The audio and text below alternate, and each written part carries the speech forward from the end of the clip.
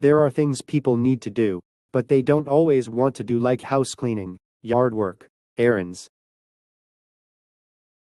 In a 2017 study published in Proceedings of the National Academy of Sciences, Daniel S. Hammer-Marsh at University of Texas at Austin and Jungmin Lee at Sogang University in Korea surveyed thousands of people who occasionally paid other people to perform tasks they didn't enjoy or didn't want to do. As a result, people who were willing to spend a little money to buy a little time were happier and felt greater overall life satisfaction than people who did not. And here's the thing, while relatively wealthy people who spent money to buy a little time were happier than relatively wealthy people who did not, people at the bottom end of the economic spectrum who spent money to buy a little time were happier than those at the bottom end of the economic spectrum who did not.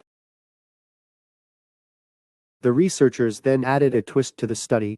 They gave participants money and a choice: buy things or buy time. As a result, it turned out that buying time left people feeling happier, less stressed, and more satisfied than buying things. The key to buying time is to consciously decide how you will use the time your money frees up. Instead of cleaning your house, you might decide to spend that time with family or friends, working on a project you've been putting off, or working something you want to do with the time you bought. That's when money can buy you a little happiness.